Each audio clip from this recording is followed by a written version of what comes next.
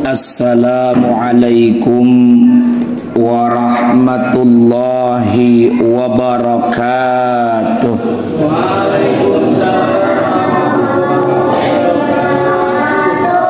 Bismillah walhamdulillah wal khair wasyarru bimasyiatillah wassalatu wassalamu ala rasulillah sayyidina wa maulana Muhammad ibni Abdillah wa ala alihi wa sahabatihi wa man tabi'a sunnatah wa jama'atah min yaumina hadza ila yaumin nahdah, amma ba'du.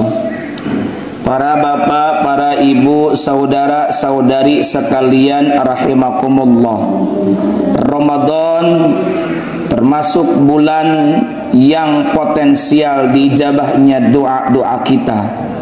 Tentu kita berharap bahwa semua doa dan harapan kita diwujudkan dan dikabul oleh Allah Subhanahu wa ta'ala.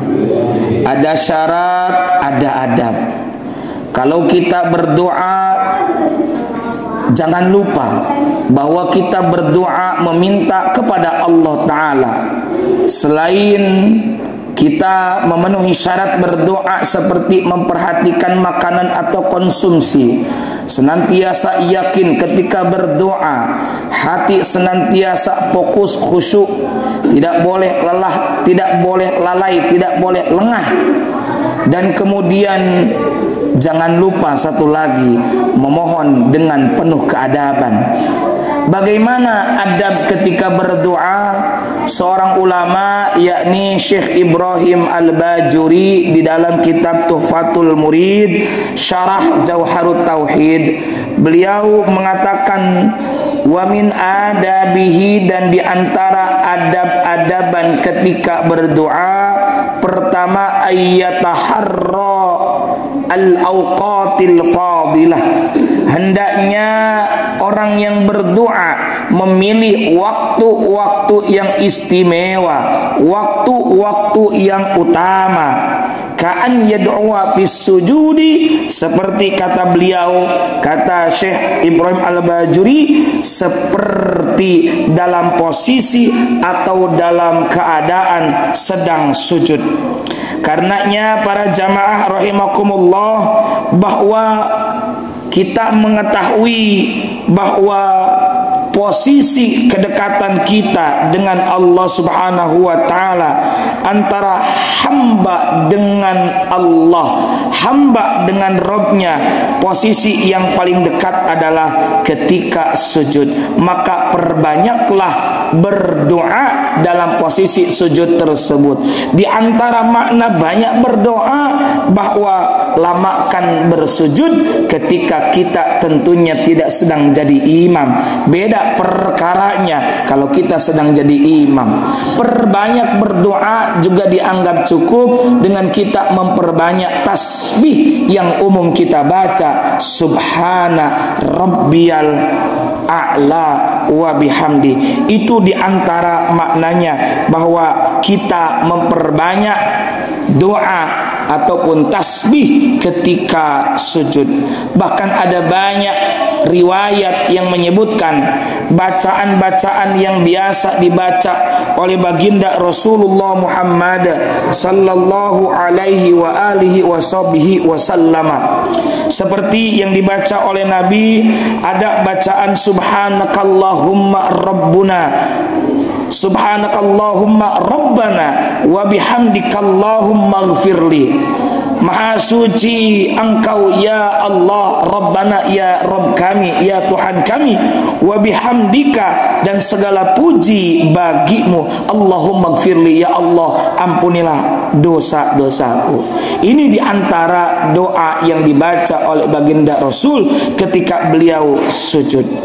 Wa indal adhani wal iqamah, termasuk cari pilih momen atau waktu yang baik, yang istimewa juga ketika antara adzan dan iqamah. Karenanya saat adzan berkumandang kita simak baik-baik dan kita jawab. Saat selesai muadzin mengumandangkan adzan, kita berdoa, karena doa yang dipanjatkan antara adzan dan iqamah potensial diijabah. Kemudian yang kedua, wa minha taqdimul wudu wassalah. Yang kedua, termasuk adab etika daripada doa adalah didahului dengan berwudu, wassalah dan sholat. Artinya etikanya bagusnya kalau kita berdoa kepada Allah, kita berwudu sehingga kita dalam keadaan suci dari hadas kecil juga hadas besar. Wassalah berarti waktu yang baik juga adalah setelah atau usai melaksanakan sholat. Nabi pernah ditanya, ayyud du'a asma, ayyud du'a asma, doa apa yang lebih cepat didengar? Kemudian Nabi menjawab, diantaranya fi kulli duburi shalawatil maktubat, tiap-tiap beres sholat yang 5 waktu. Maka yang dimaksud diawali dengan wudu dan sholat, artinya beres melakukan sholat, manfaatkan untuk berdoa kepada Allah Ta'ala. Wastiqbalul kiblah. Yang ketiga, termasuk adab berdoa adalah menghadap kiblat. Namun beda halnya ketika imam beres istighfar, beberapa saat kemudian beliau menghadapkan badannya sebagian ke arah makmum dan sebagian ke arah kiblat. Dan inilah kemudian yang dicontohkan oleh baginda Rasulullah Muhammad sallallahu alaihi wasallam. Secara khusus kita, secara pribadi, kalaulah kita sendiri berdoa, alangkah lebih bagus secara adab kita berdoa menghadap ke arah kiblat. Wa raf'ul aidai ila jihatis sama. Yang keempat, termasuk adab berdoa adalah menengadahkan kedua tangan ke ila jihatis sama, yakni ke arah langit. Karenanya dalam satu hadis Sahih Bukhari, Nabi pernah menyampaikan ada seseorang yang melakukan perjalanan jauh, kemudian yamuddu yadaihi ilas sama. Orang tersebut menengadahkan kedua tangannya ke arah langit.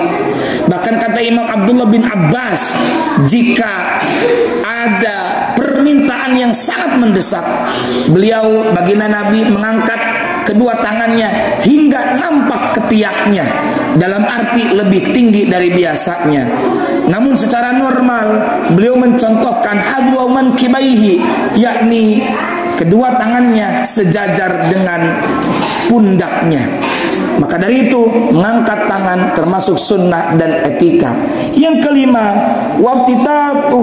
wabtitahuhu adalah diantara etika adab saat kita berdoa, wabtitahuhu bilhamdi wassalati ala nabiyyi sallallahu alaihi wasallam, yakni mengawali doa itu dengan membaca alhamdulillah wassalati ala nabi, dan membaca sholawat kepada Nabi. Minimal bismillahirrahmanirrahim, alhamdulillahirabbil alamin, Allahumma salli ala sayyidina Muhammad wa ala ali sayyidina Muhammad. Setelah itu silahkan Bapak Ibu Saudara mau berdoa dengan doa apa saja. Bahkan di luar sholat boleh saja kita berdoa dengan menggunakan bahasa selain bahasa Arab. Wa khatmuhu biha, dan mengakhiri doa juga dengan salawat dan hamdalah, dipungkasi wa sallallahu ala sayyidina Muhammad wa ala alihi wasallam walhamdulillahi rabbil alamin. Wa ja'alaha fi wasti aidan. Bahkan bagus juga jika menjadikan hamdalah pujian kepada Allah dan salat kepada Nabi di tengah-tengahnya. Seringkali kita menyebut asmaul husna, sering kita juga memuji nama Allah di tengah-tengah saat kita berdoa. Nah, inilah diantara adab-adab kita berdoa. Semoga Allah kabul segala hajat dan doa kita semua. Amin ya Allah ya rabbal alamin. Hadanallahu wa iyyakum ajma'in, wallahul muwaffiq ila aqwamit thariq. Wassalamualaikum warahmatullahi wabarakatuh.